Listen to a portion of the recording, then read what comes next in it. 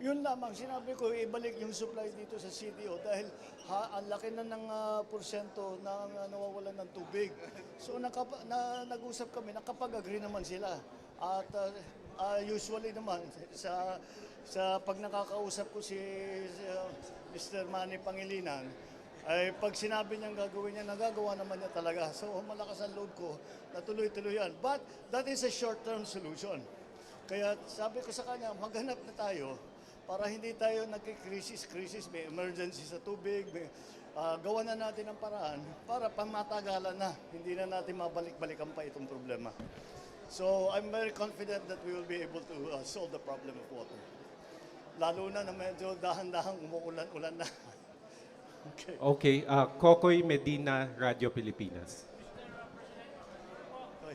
May mga grupo po ngayon nananawagan na i-abolish ang NTF Gag Oh. dahil daw sa mga aligasyon na may pag-abuso. So, sang-ayon ho ba kayo dito na alisin ang NTF LCAC? Eto nga, ako na magtatanong sa inyo. Bakit lagi niyong tinatanong sa akin yan? Wala namang dahilan kung bakit natin tatanggalin yan. Ang sinasabi, dahil meron daw red tagging na ginagawa. Hindi naman gobyerno gumagawa nun eh. Kung sino-sino ibang gumagawa nun. Quite the opposite. Yung mga sinasabing, yung dating lumalaban sa pamahalaan, yung mga dating lumalaban sa pamahalaan, ay hindi nga natin, imbis na nilalabanan natin, tinutulungan na nga natin. At malaking naging epekto dito sa pagbawas ng mga internal security threat dahil dyan sa NTF-ELCAC. Yung pinakamabilis na sagot dyan, no, hindi namin i-abolish ang NTF-ELCAC. Tatapusin namin kasi meron pa yata iilan na barangay na hindi pa natapos. May ilan pa na mga returnees na hindi pa nabigyan ng tulong. Kaya nakakuha ako ng report kanina. Tatapusin namin lahat yan. Bago natin pag-isipan na yung NTF-CAC, tanggalin na natin yung NTF-CAC pagka hindi na kailangan.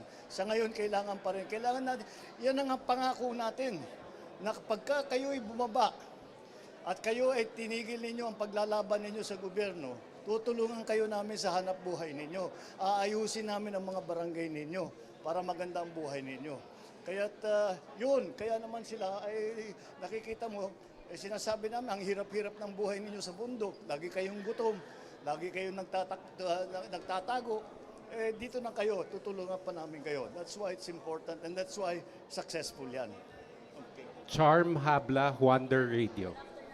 Ay, good afternoon. Tamsi Yes. from Wanda Radyo Cagayan de Oro.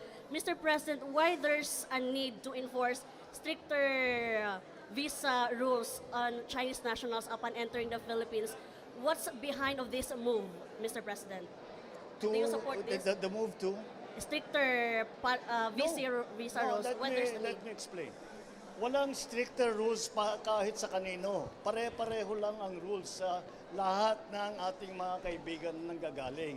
Ang problema lang, dahil maliwanag na maliwanag at lumalabas ang mga report na meron nag-aabuso nito. Kaya't babantayan namin ito. So what we will do is to more strictly enforce.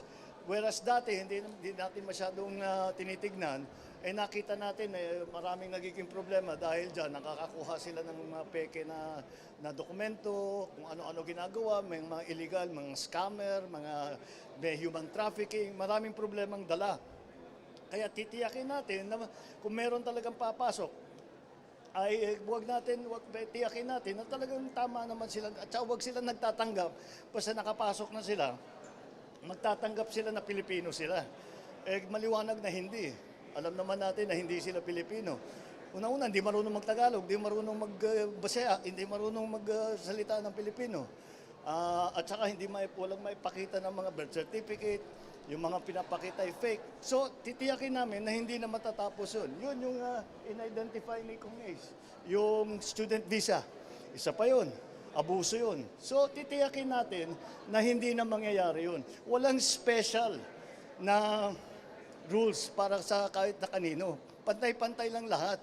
Pero gagandahan namin ang ang enforcement doon sa examination, doon sa mga nag-a-apply ng visa o doon sa mga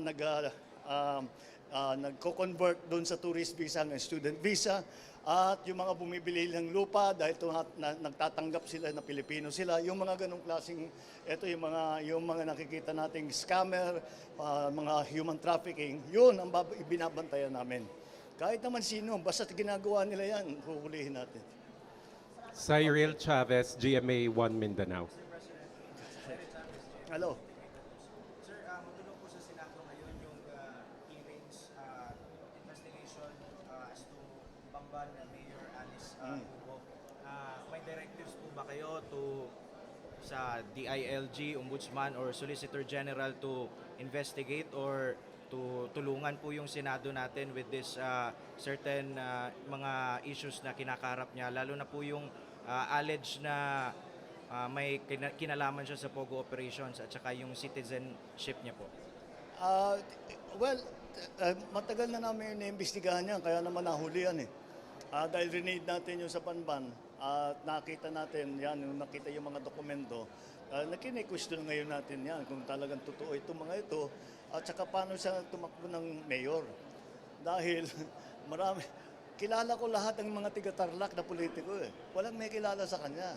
Kaya nagtataka kami kung saan nanggaling ito, bakit ganito ito, hindi namin malaman. Kaya kailangan talagang imbestigahan.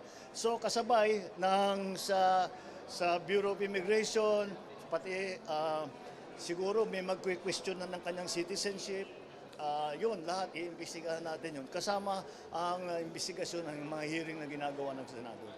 Sir, may ano mga mas posible future plans as to para hindi na po As for, future plans para hindi na po maulit yung hihigpitan lang natin yung enforcement. Nandiyan naman ang batas eh.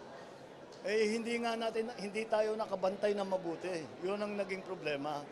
At siguro pinababayaan din yung ng mga iba kasi maraming pera yan, magbabayad sila kahit nasusuhulan nila. Kaya yun ang babantayan natin na hindi na mangyari uli yan. Basta't mabawasan yung mga incidents ng pagpasok ng kung sino man, hindi not necessarily isang bansa lamang, ng kung sino mang foreign national at nagtatanggap nga na Pilipino, talagang tignan natin ang mabuti. So,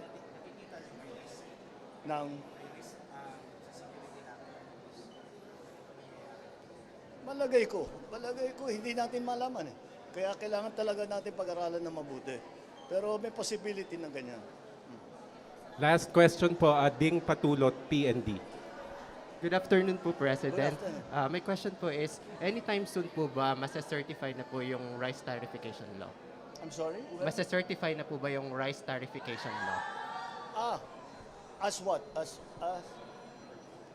urgent? Yung Yes sinasabi po, mo? as urgent po. Oo, actually, masi-certify talaga yan.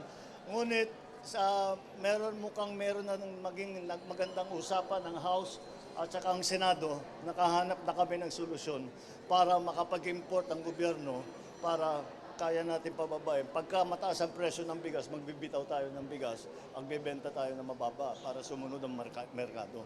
So, kahit na I don't want to preempt the bicameral committee, but I think we have found a solution already so that kahit papano, maybe the mechanism will be different from that which was proposed. But in the end, ang net effect pareho pa rin, makakapag-import ang national government. I don't know through which agency first. They will have to decide which is best. Siyempre, nagkikipag-ugnayan tayo. And I think we may have found a solution.